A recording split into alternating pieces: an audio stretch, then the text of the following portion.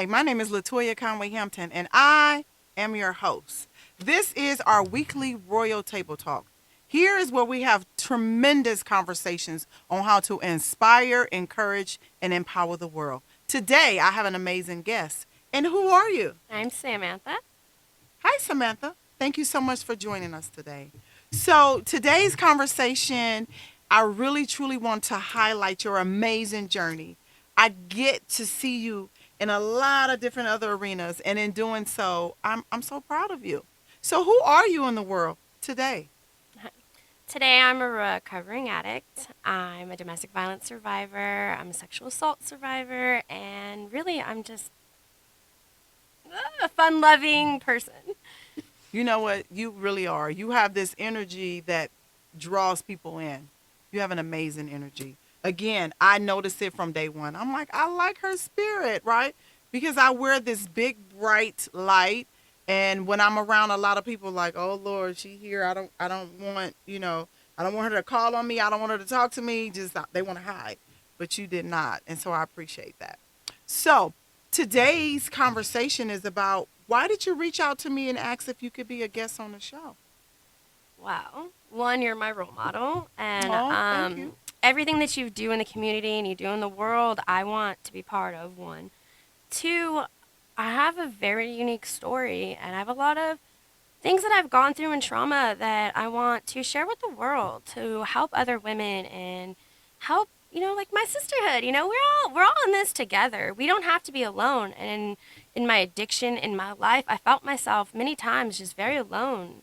And I don't want anyone to be alone. Like you can do this. You can do it, right? Now you know that you can do it, so it sounds like you're ready to plant seeds so others can learn that they can do it. This year we're replanting dreams. I like it. Replanting dreams. I'll take it. I think so many times in our life, based on what we've gone through, we don't move forward because every time we get ready to take a step, that trauma, whether it was implanted by somebody, excuse me, that knows us, maybe it was implanted by some of our experiences, maybe it was planted by our parents. My mother never had good things to say about me growing up. You look like your damn father. So that type of thing causes you not to want to look the way you look because you look like somebody that people don't Yeah. like. So tell me a little bit about your journey. I know you're in recovery. Tell me a little bit about what put you in the world of addiction. So, what put me in the world of addiction? My mother is a recovering addict. And pretty much my whole life, I didn't really touch drugs because my mom was an addict and I didn't want to do what she did. I was always afraid. I was a self harmer instead. For the first 28 years of my life, I was a self harmer. And what that means is I would be cutting myself and to release pain because I would feel some type of numbness. I know a lot of people don't understand, but when I would cut myself, I would feel better. It would make me feel better, so I would do it. Um, I stopped cutting when I turned 28 because I found a new addiction. Um, I became a heroin addict out of my domestic violence. So I was married for 8 years to a man who abused the hell out of me, just nonstop. I was his little trophy wife that he could, abuse, hurt whenever he wanted, and that's just what allowed him to do to me. Um, I finally had enough. The last time he hurt me, I was done. I was done with it. I was not going to let him hurt me no more, so I left him. But I was so depressed and so just not who I was anymore. Um, and I was sad and I wanted to die. Like, I truly wanted to die. I did not want to be on this earth no more. Here I was, 8 years of a marriage. I gave him my entire life, like me, my kids, everything. I didn't know how to, once I left my abuser, how do you continue life? What do you do? Well, I didn't know how to go on, and I wanted to die. So I met somebody who gave me some drugs, and I was gone after that. It was just the drugs did what I needed. Mhm. And I'm grateful for the drugs because they've showed me a lot. And hear me out first. And what they've showed me is that one, I want to be here. Two, I don't need drugs to be the real me. When I was using, I was free. I didn't Mm, care who I was. I didn't care what you thought about me. I didn't care what I was free. And that was one of the reasons I think I kept relapsing, is mm, because I wanted to learn, I wanted to be that girl again. But I'm learning that I don't have to be high to be her.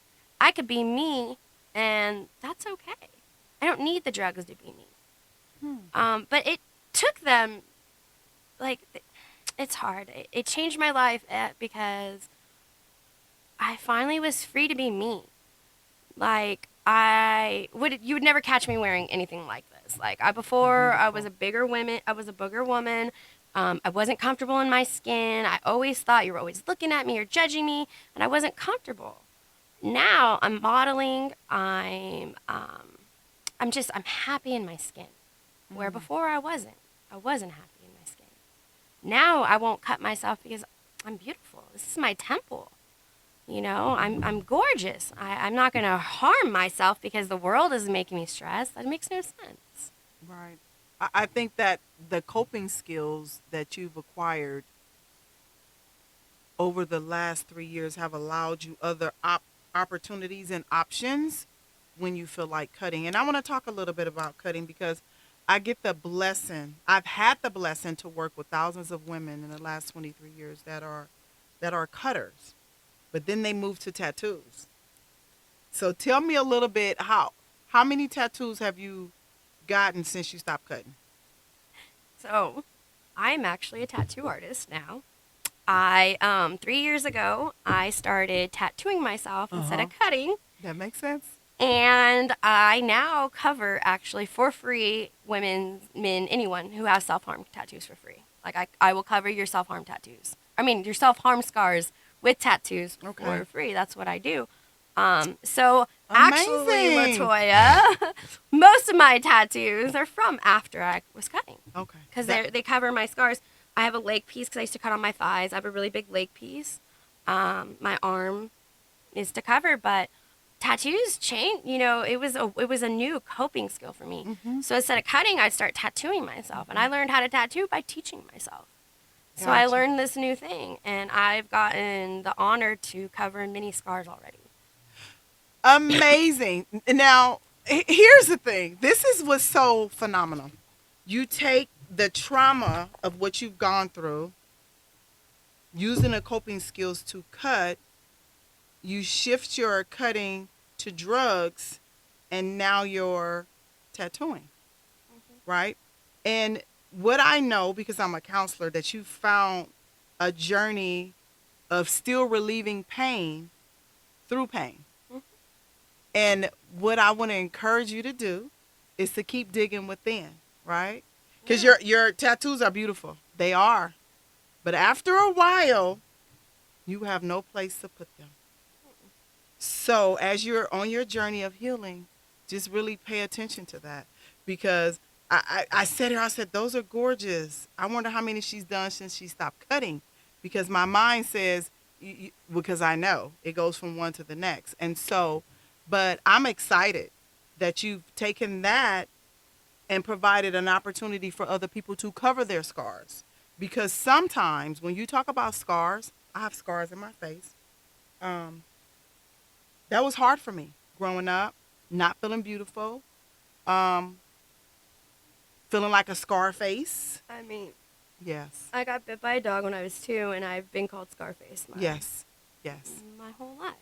So that thing wears on your self esteem. Hmm. But baby, when you can find that internal beauty, in spite of what my temple looks like, inside my temple is beautiful. You want to hear something funny? I actually haven't got a tattoo since I got clean, since I found how beautiful I am. Just Ah, FYI. no, FYI for you. I haven't, but I plan on getting more. I love my tattoos. You do. It's my story. I plan on being covered from literally here down. Okay, well, just do it because you want to do it, not because you have to. Oh yeah, no, I That's know. a different place. Yeah. That's a different place. So I want to say this. This is amazing, and what an amazing aha moment for me because I get to have you in my life in another arena. And I think that as you trudge your journey and as you make those baby steps toward healing, that you keep looking within inside yourself Yeah. And that's amazing. That's the amazing piece. And so working with these youth girls, I again probably 7 out of 10 are self mutilators, and they be like, "Oh, I just cut because I just cut because I just cut because," and then they're at the place where they're doing a lot of piercings. Same thing. There is all connected, and I get to support them. If you could tell a young lady about self mutilating, what would you tell her? Stop cutting your beautiful body, please. Oh, it hurts my heart because I've been there and I don't want to see anybody hurt themselves. I don't. You know, we're all beautiful. Every single one of Yes, us. we Every are. girl, every man that picks up something to hurt themselves. You're way too beautiful to be doing that. And I know you don't believe it because I've been there and I didn't believe it either, but you are. Also, don't get a bunch of tattoos and piercings. Although I am pro them, I am all about them. You are going to get older. You are going to change. This is all temporary. How you feel today is temporary. Um, Tattoos aren't what, like, they're not permanent, but they are. So piercings, it's not that they're permanent, but they leave scars. I don't regret what I've done. I wish I would have waited a little bit longer. Mm-hmm. I was 14 when I first started getting piercings, 14 when I first got a tattoos. You know, I have a lot of things on my body that I'm not really proud of. But you was in pain. I was. You were in pain, Yeah. and that's a relief because just for the record, Yeah. I have piercings and I have tattoos. Yeah. Same thing. Oh, Same yeah. thing. I wish I would have stopped and been like, take a breath and looked at, because I am a beautiful girl, but I didn't know I was beautiful then. You know, I didn't know, and now I do have a lot of scars or tattoos or things that I'm not proud of because I've done to myself to get rid of this pain when really I should have just asked or talked to somebody. But how easy is it when you're hurting to have a conversation Oh, it's about the worst. It's the hardest. You can't do it. It's so hard, but it's embarrassing, you feel alone, you feel judged? I mean, there's a lot of different emotions that come with sharing what's going on with you. yeah. Not to mention, sometimes we don't want to do it because we don't want our family to be in trouble. You know, you didn't share in this segment, but you talked a little bit about how your stepfather was molesting you. That's not a good or easy thing to go tell your mom. Mm, How did you do that? I did it. Mm. I never told my mom. When I was 4 years old and I was being molested by my stepdad, he he got busted on his own. Mm. There was many times she could have busted him before, but she got home from work one time early, I think, or something like that. I was 4, so I don't really remember what happened. I just know that I never told her. I remember her punching him in the face and leaving. But she got back with him when I was 16 years old. And when I was 16, she told me I was a liar. Like, oh, that never happened to you. Like, you punched him in the face, Mom. It did happen to me. I got emancipated at 16. I moved out of my mother's house because she got back with him.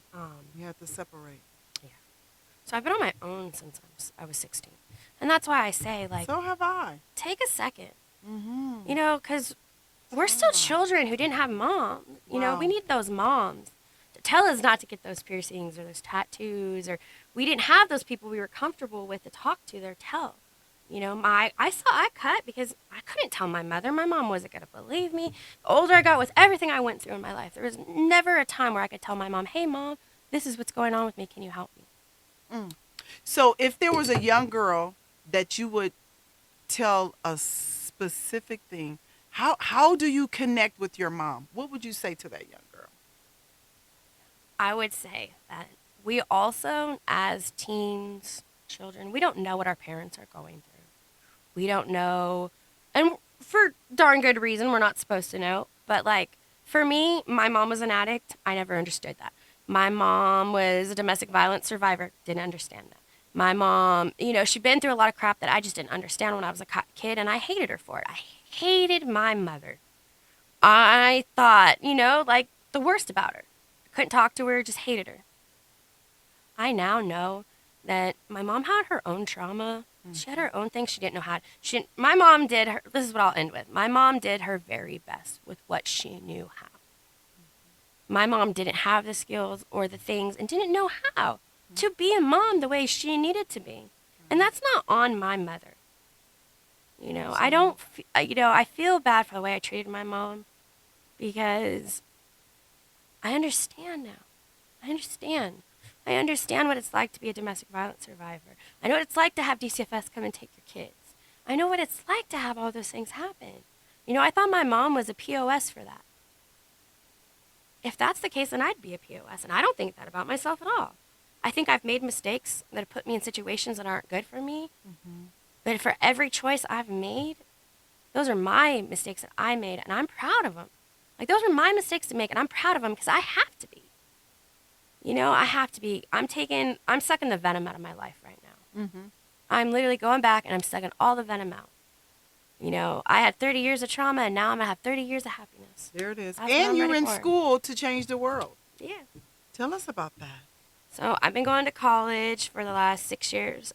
Even behind my domestic violence abuse, my husband, even behind his back, I was going to school.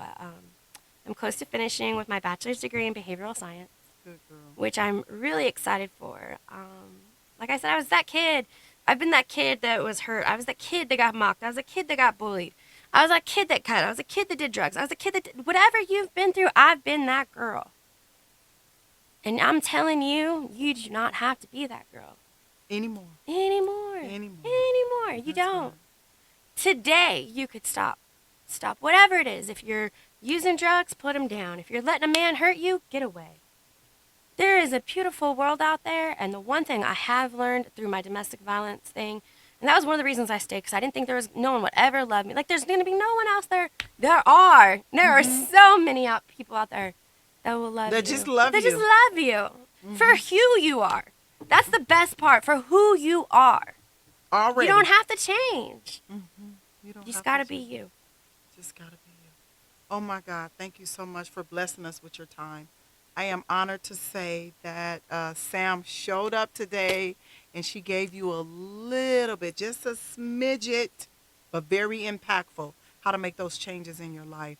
And sometimes when we're feeling pain in the inside, we cut on the outside because what it does is it shifts the pain from the internal to the external. And if you band aid the external, it goes away.